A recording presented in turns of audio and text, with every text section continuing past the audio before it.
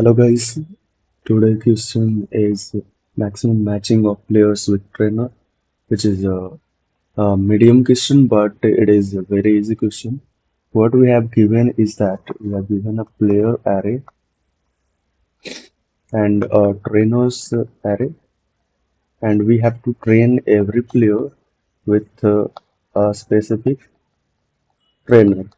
And what we have given is that we have given a player ability, as you can see here, player ability, and we have given a trainer training capacity.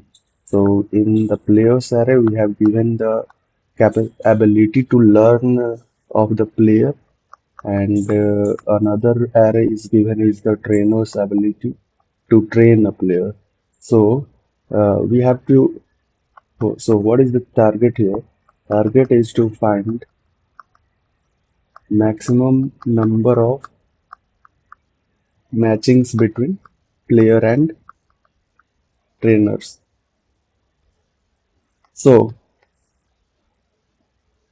so here is a basic thing we have to think, like if we have to uh, match a maximum player to the maximum trainer, then what we'll do is that we will minimize the loss of ability of trainer.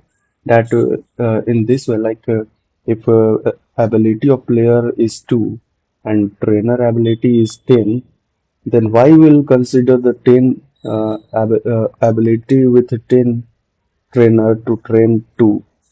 We can consider 3, 4, 5, 6, 7, 8, 9, 10. If anybody from 3 to 9 is available before the 10th ability of the trainer, then we'll consider this, because this will, because 10 can be used until 9 na? So why will using 10 for training the uh, player who wanted to train at the level of only 2? So for this, so that is why here intuition will come that what we'll do is simply just sort the ability of the player and sort the trainer's ability. This is the player, this is the trainer. So if we consider the example number one, that is 4, 7, 9. These are the player's ability to learn or train, and this is the 2, 5, 8.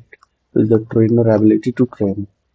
So in this case, what we'll do is just sort both. Then what we'll get is that this will be after sorting. So after sorting, we'll get this. So we'll just use two pointer to do this. One pointer will be traversing this, and one pointer will be here.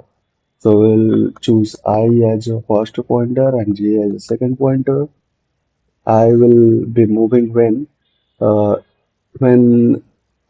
we have to switch to the next player. When we got the trainer for this player, then I will move forward, or and J will move when until the player capacity is greater than the trainer training capacity.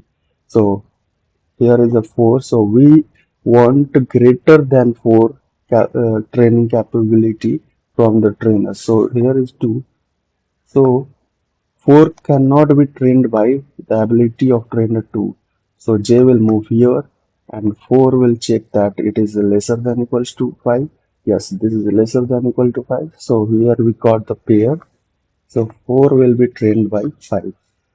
Then we'll move forward both pointer. So what will here we will get is that I will be 1 and J will be 3.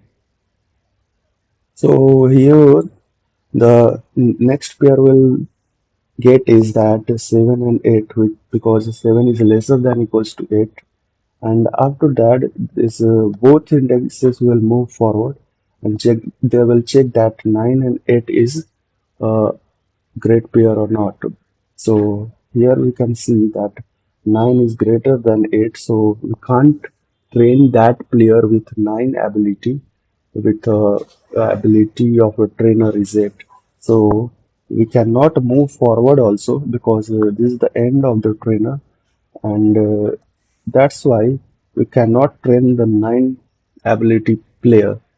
So what we'll get here is we can just train these 2 players. So the answer will be 2 here. So as we can see here, output is 2. Again, if I consider the second example, in the second example also, we have 1, 1, 1 as a player ability and 10 as a trainer ability. So here only one trainer is here, and all of them here player ability is lesser than 10. So we can train any one of him by this trainer. So answer will be 1. So that is the question all about. This is a very simple question. It is a medium question, but it is easy question if you understand the intuition behind it. Because if we sort those both players array and trainers array, then we can maximize the matching of the players and trainers. We can utilize that in a very basic way. So that is the problem. Thank you very much for watching this video. See you later.